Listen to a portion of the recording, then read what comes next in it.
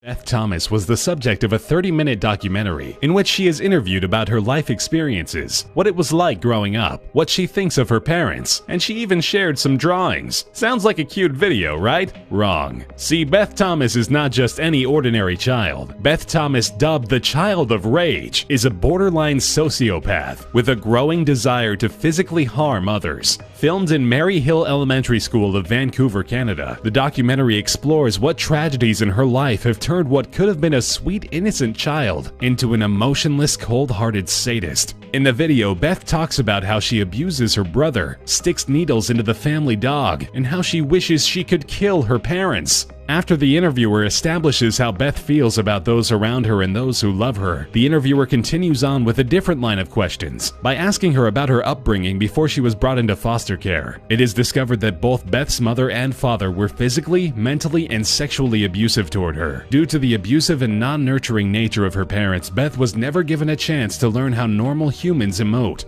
Somehow, against all odds, and with the help of Beth's new adoptive parents and many therapists, she was able to make a full recovery to a healthy state of mind. Now as an adult, Beth works as a successful registered nurse in Colorado. She even set up a charity for children who were abused.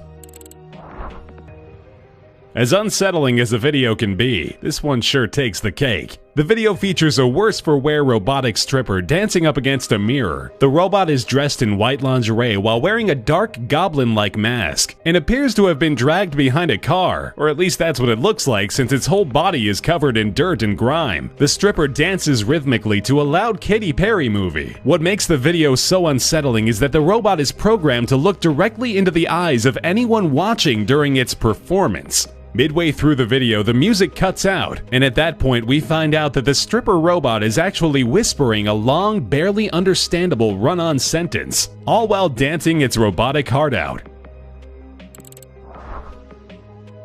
On February 9, 2012, a video was uploaded to YouTube by a user named 112dirtbag that became international news. At first glance, the video appears to be just some old creepy man alone in a dingy basement laughing at the camera. So why did nearly every international news agency think this video was such a big deal? Because the video is titled Happy Anniversary, and the day it was uploaded, February 9, 2012, marks the one-year anniversary of the mysterious disappearance of nursing student Mara Murray. After Mara Murray went missing, her father had spent that year telling the news, telling everyone, that he strongly believed his daughter was the subject of a kidnapping. The father claimed his daughter's abduction occurred on Route 112, and he was famous for calling the kidnapper a dirtbag. Once all eyes were on the mysterious man who owned the channel 112dirtbag, he took the video down. Fortunately, a blog dedicated to the disappearance of Mara Murray was smart enough to have the foresight to save the video, and they rehosted it on their site. The next day, 112dirtbag uploaded a new video. This video, a slideshow featuring photos of a 5-year-old boy.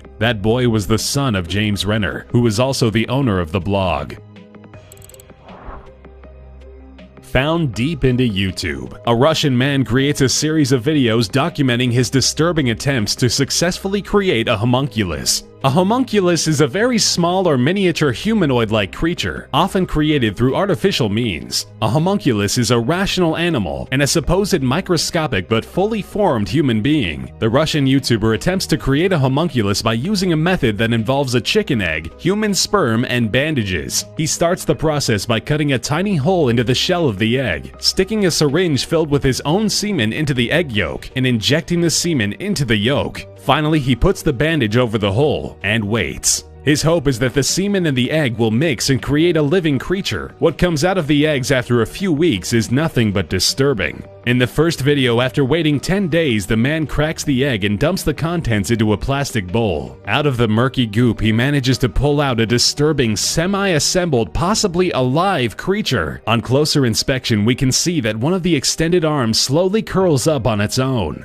Whether or not the creature was actually alive is debatable. In the second video, again after another initial waiting period, the man cracks open a newly incubated egg into a plastic container. This time, what the man pulls out of the murky egg appears to be somewhat sentient. For a few moments, the creature observes its surroundings, before finally landing its gaze on the Russian. The creature then shoots a clear liquid into the face of the man, causing him to react violently and crushing it with a large book. In the third and final video, the man tries once more to create a homunculus. This time he inseminates over 20 different chicken eggs. Dressed in a full hazmat suit, he opens each egg one by one, only to find out that each produced nothing. And thankfully so.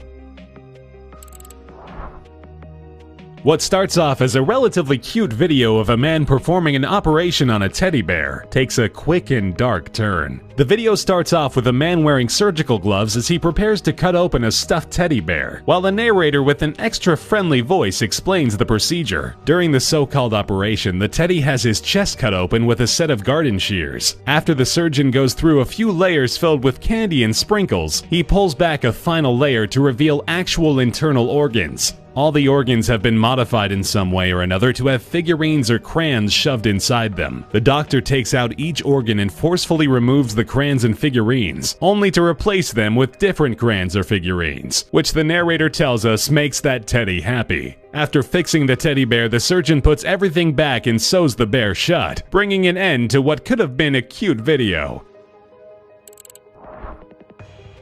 In 2013, 18 days after she was reported missing by her parents, the body of Eliza Lamb was found floating inside an 8x10 water tower located on the roof of the Los Angeles-based Hotel Cecil. Police concluded that Eliza Lamb's death was an accident. They believed that days prior to her death, Eliza had stopped taking the medicine that helped control her bipolar disorder, building up to an eventual mental breakdown that led her into the water tower. The working theory the police have is that when she entered the water tower, it was full, but as time went on, many guests used water, causing the water level in the tower to lower to a point where Eliza could no longer reach the tower door, and she drowned. However, controversy was shrouded around her death after a 4-minute video of Eliza Lamb's final moments inside an elevator was uploaded to YouTube. The security footage shows Eliza hurriedly entering the elevator, then repeatedly looking outside as if someone was chasing her. She then re-enters the elevator, presses some buttons, and exits the elevator again. While in the hallway, she appears to be speaking to someone before leaving the frame. The final 30 seconds of the video feature nothing more than the elevator opening and closing. Because of this video and Eliza Lamb's peculiar behavior in it, many theories began to pop up. The two most popular theories are that Eliza was being followed home late at night, causing her to act erratic and scared. Later, the man who followed her drowned her in the water tower. The second and much less believable theory is that a ghost was haunting her. The ghost possessed her body, led her to the roof, and killed her.